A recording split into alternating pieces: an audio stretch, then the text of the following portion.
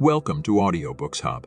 In this chapter, Prayer from Neville Goddard's enlightening work Your Faith is Your Fortune, we delve into the profound mysteries of conscious creation. Neville interprets biblical passages, unraveling the hidden meanings behind prayer and assumption. This chapter unveils the art of a spiritual wedding within the silent depths of consciousness, where prayer becomes God's marriage ceremony. Just as a bride assumes her husband's name, one must relinquish their present nature in prayer and adopt the desired nature. The Gospel instructs us to enter the bridal chamber in secret, shutting the door against the outside world. As you focus on what you love, the desired reality, the spiritual acts of marriage and generation unfold. The receptive mind becomes the bride, joyfully receiving impressions and the contemplated desire. The groom leaves its impregnation. The resulting joy is the proof of being both married and impregnated. Emerging from this silent meditation, you return to the world as a changed being, a pregnant bride, ready to express the signs of your internal transformation. Explore the symbolism of Mary, the water losing identity, mirroring the receptive mind assuming the nature of the desired. Prayer is the formula for divorcing present limitations and marrying desired qualities. Two shall agree, and your agreement with the desired nature births expression. Shift from begging to recognizing. Consciousness is God. Define your desire, enter the silence, and emerge conscious of being and possessing what you once only prayed for. Subscribe to Audiobooks Hub for a comprehensive series on mastering conscious creation and unlocking the timeless truths within Neville's mystical sphere. Let the power of prayer guide your transformative journey. Chapter 18. Prayer. When thou prayest, enter into thy closet, and when thou hast shut thy door, pray to thy Father which is in secret, and thy Father which seeth in secret shall reward thee openly. Matt 6:6. What things soever ye desire, when ye pray, believe that ye receive them, and ye shall have them. Mark 11:2-4. Prayer is the most wonderful experience man can have. Unlike the daily murmurings of the vast majority of mankind in all lands who by their vain repetitions hope to gain the ear of God, prayer is the ecstasy of a spiritual wedding taking place in the deep, silent stillness of consciousness. In its true sense, prayer is God's marriage ceremony. Just as a maid on her wedding day relinquishes the name of her family to assume the name of her husband, in like manner, one who prays must relinquish his present name or nature and assume the nature of that for which he prays. The Gospels have clearly instructed man as to the performance of this ceremony in the following manner. When ye pray, go within in secret and shut the door, and your Father who sees in secret will reward you openly.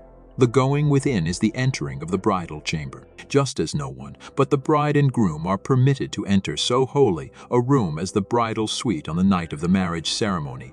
Likewise, no one but the one who prays and that for which he prays are permitted to enter the holy hour of prayer, as the bride and groom on entering the bridal suite securely shut the door against the outside world. So too must the one who enters the holy hour of prayer close the door of the senses and entirely shut out the world round about him. This is accomplished by taking the attention completely away from all things other than that with which you are now in love, the thing desired.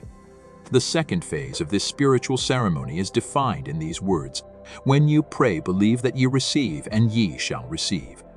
As you joyfully contemplate being and possessing that which you desire to be and to have, you have taken this second step and are therefore spiritually performing the acts of marriage and generation.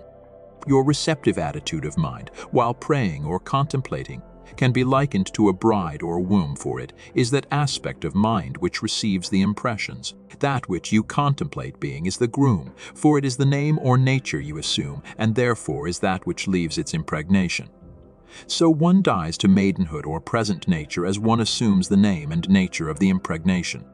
Lost in contemplation, and having assumed the name and nature of the thing contemplated, your whole being thrills with the joy of being it. This thrill, which runs through your entire being as you appropriate the consciousness of your desire, is the proof that you are both married and impregnated. As you return from this silent meditation, the door is once more opened upon the world you had left behind, But this time you return as a pregnant bride. You enter the world a changed being, and although no one but you knows of this wonderful romance, the world will in a very short while see the signs of your pregnancy, for you will begin to express that which you in your hour of silence felt yourself to be. The mother of the world, or bride of the Lord, is purposely called Mary, or water, for water loses its identity as it assumes the nature of that with which it is mixed. Likewise, Mary, the receptive attitude of mind, must lose its identity as it assumes the nature of the thing desired. Only as one is willing to give up his present limitations and identity can he become that which he desires to be.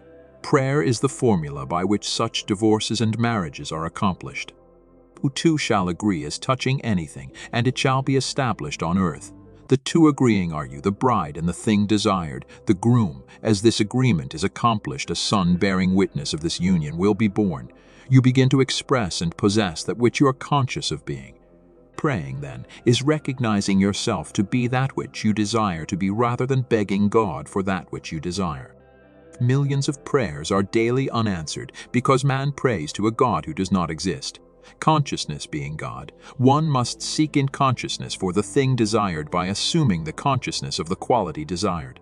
Only as one does this will his prayers be answered. To be conscious of being poor while praying for riches is to be rewarded with that which you are conscious of being, namely poverty.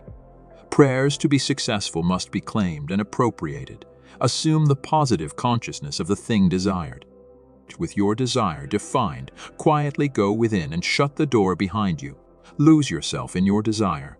Feel yourself to be one with it. Remain in this fixation until you have absorbed the life and name by claiming and feeling yourself to be, and to have that which you desired. When you emerge from the hour of prayer, you must do so conscious of being and possessing that which you heretofore desired. In the next chapter 19, the 12 disciples, Neville Goddard explores disciplined qualities of the mind. Each disciple, like Simon for hearing and Andrew for courage, represents aspects waiting to be mastered. From discernment to detachment, Neville guides us on this transformative journey. Subscribe for more esoteric secrets and sacred psychology. Next stop, the principle of truth.